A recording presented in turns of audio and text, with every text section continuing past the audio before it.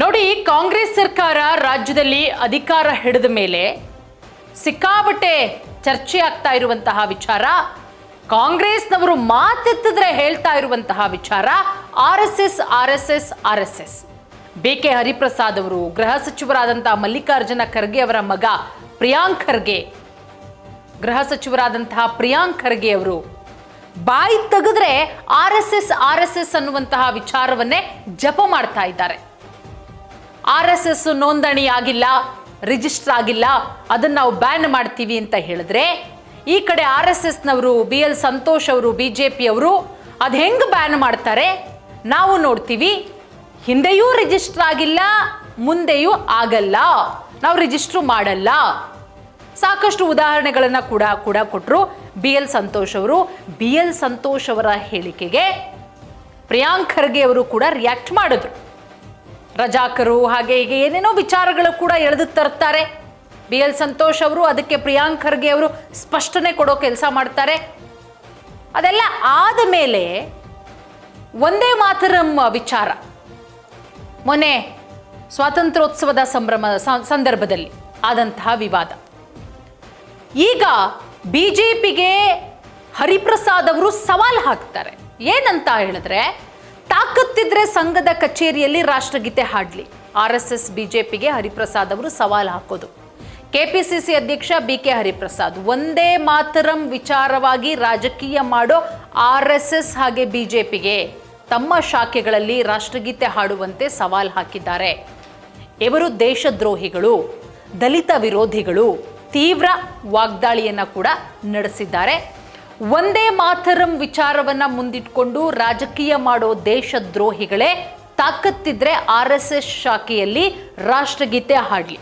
KPCC ಅಧ್ಯಕ್ಷ BK. Hariprasad ಆರ್.ಎಸ್.ಎಸ್ ಹಾಗೆ ಬಿಜೆಪಿಗೆ ಸವಾಲನ್ನ ಹಾಕಿದ್ದಾರೆ. ನೀವು ಒಂದೇ ಮಾತರಮನ್ನ ಮುಂದಿಟ್ಕೊಂಡು ರಾಜಕೀಯ ಮಾಡ್ತಿರಲ್ಲ, ನೀವು ದೇಶದ್ರೋಹಿಗಳು. ನಿಮಗೆ ತಾಕತ್ತಿದ್ರೆ ನೀವು ಆರ್.ಎಸ್.ಎಸ್ ಶಾಖೆಗಳಲ್ಲಿ ರಾಷ್ಟ್ರಗೀತೆ ಹಾಡ್ಕೊಳ್ಳಿ. ಕೆಪಿಸಿಸಿ ಅಧ್ಯಕ್ಷರಾದಂತಹ ಬಿ.ಕೆ. ಹರಿಪ್ರಸಾದ್ ಅವರು ಆರ್.ಎಸ್.ಎಸ್ ಹಾಗೆ ಬಿಜೆಪಿಗೆ ನೇರ ಸವಾಲನ್ನ ಹಾಕಿದ್ದಾರೆ. ಮಾಧ್ಯಮಗಳಿಗೆ ಪ್ರತಿಕ್ರಿಯಿಸ್ತಾರೆ. ಒಂದೇ ಮಾತರಂ 2 ಚರಣ ಮಾತ್ರ ಹಾಡ್ತೇವೆ. CWC ಸರಿಯಾದ ನಿರ್ಣಯವನ್ನು ತೆಗೆದುಕೊಂಡಿದೆ, ನಾವು ಇದನ್ನ ಸ್ವಾಗತ ಮಾಡ್ತೇವೆ. ಬಿಜೆಪಿಯವರು ಏನೇ ಕಾನೂನು ತರಲಿ, ಇವರು ನಮ್ಮನ್ನ ಗಲ್ಲಿಗಾದ್ರೂ ಹಾಕಲಿ ಅಥವಾ ಘಾಸಿಯಾದ್ರೂ ಹಾಕಲಿ, ಜೈಲಿಗಾದ್ರೂ ಹಾಕಲಿ, ನಾವು ಹಾಡೋದು 2 ಚರಣ. ಒಂದೇ ಮಾತರಂ ವಿಚಾರವನ್ನ ಮುಂದಿಟ್ಕೊಂಡು ಬಿಜೆಪಿ ರಾಜಕೀಯ ಮಾಡ್ತಾ ಇದೆ. ಬಿಜೆಪಿ ಆರ್.ಎಸ್.ಎಸ್ ದೇಶದ್ರೋಹಿಗಳು ಒಂದೇ ಮಾತರಮನ್ನ ಮುಂದಿಟ್ಕೊಂಡು ರಾಜಕೀಯ ಮಾಡ್ತಿದ್ದಾರೆ. ನಾನು ದೇಶದ್ರೋಹಿಗಳಿಗೆ ಸವಾಲ್ ಹಾಕ್ತಾ ಇದ್ದೀನಿ, ಆರ್.ಎಸ್.ಎಸ್ ಶಾಖೆಯಲ್ಲಿ ಸಂಘದ ಗೀತೆ ಬಿಟ್ಟು ರಾಷ್ಟ್ರಗೀತೆ ಹಾಡಲಿ. ಸಂಘದಲ್ಲಿ ರಾಷ್ಟ್ರಗೀತೆ ಹಾಡುವವರು ಒಂದೇ ಮಾತರಂ ಹಾಡೋದಕ್ಕೆ ಹೇಳೋದಕ್ಕೆ ಬರ್ತಾರೆ. ಇವರೆಲ್ಲ ಕಂಗನಾ ಅಭಿಮಾನಿಗಳು, ಬಿಜೆಪಿಯವರು ಚಡ್ಡಿ ಹಾಕುವವರು, ಇವರೆಲ್ಲ ಕಂಗನಾ ರಣಾವತ್ ಅಭಿಮಾನಿಗಳು.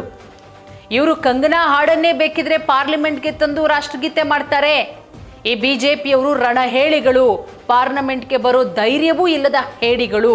ಆದರೆ ಪ್ರತಿಪಕ್ಷಗಳು ಸದನ ನಡೆಯೋದಕ್ಕೆ ಬಿಡ್ತಾ ಇಲ್ಲ ಅಂತ ಬೊಬ್ಬೆ ಹಾಕ್ತಾರೆ ಅಂತ ಕಟುವಾಗಿ ಹರಿಪ್ರಸಾದ್ ಅವರು ವಾಗ್ದಾಳಿಯನ್ನು ನಡೆಸಿದ್ದಾರೆ. ದಲಿತ ಸಮುದಾಯ ಸಹಿಸೋದಿಲ್ಲ.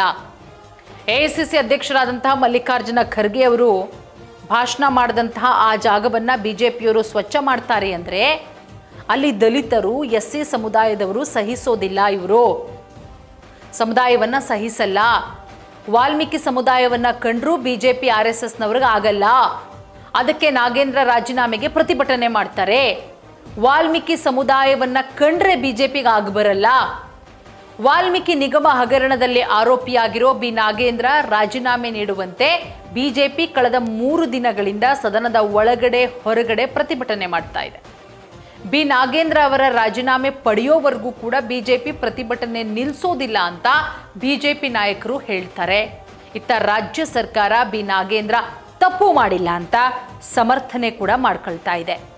ನೋಡಿ, ಸ್ವಾತಂತ್ರ್ಯ ದಿನಾಚರಣೆಯೊಂದು ರಾಷ್ಟ್ರೀಯ ಗೀತೆ ಒಂದೇ ಮಾತರಂನ ಸಂಪೂರ್ಣ ಆವೃತ್ತಿ ಹಾಗೂ ಚರಣಗಳ ಕುರಿತಂತೆ ಕಾಂಗ್ರೆಸ್ ಮತ್ತು ಬಿಜೆಪಿ ನಡುವೆ ತೀವ್ರ ರಾಜಕೀಯ ವಿವಾದ ಉಂಟಾಗುತ್ತೆ. ಗೀತೆಯ ಎಲ್ಲ ಚರಣಗಳನ್ನು ಹಾಡಬೇಕೆಂಬ ಹೊಸ ಮಾರ್ಗಸೂಚಿ ಹಿಂದಿನ ಆವೃತ್ತಿಯ ಬಳಕೆಯು ಈ ಚರ್ಚೆಗೆ ಕಾರಣವಾಗಿದೆ. ವಂದೇ ಮಾತರಂ ವಿವಾದದ ಪ್ರಮುಖ ಅಂಶಗಳು ಸ್ವಾತಂತ್ರ್ಯ ದಿನಾಚರಣೆಯ ಘಟನೆ. ಕಾಂಗ್ರೆಸ್ ಕಚೇರಿಯಲ್ಲಿ ನಡೆದಂತಹ ಕಾರ್ಯಕ್ರಮದಲ್ಲಿ ವಂದೇ ಮಾತರಂ ಗೀತೆಯ ಪ್ರದರ್ಶನದ ವೇಳೆ ನಾಯಕರು ನಡ್ಕೊಂಡಂತಹ ರೀತಿ, ನಿಯಮ ಉಲ್ಲಂಘನೆ ಆರೋಪ, ಎರಡೂ ಚರಣಗಳ ನಿಲುವು. ನಮ್ಮನ್ನು ಜೈಲಿಗೆ ಹಾಕಿದ್ರು, ಮೊದಲ 2 ಚರಣಗಳನ್ನು ಮಾತ್ರ ಹಾಡ್ತೀವಿ ನಾವು. BK ಹರಿಪ್ರಸಾದ್ ಮುಂತಾದವರು ಕಾಂಗ್ರೆಸ್ ನಾಯಕರು ಸಮರ್ಥಿಸಿಕೊಂಡಿದ್ದಾರೆ.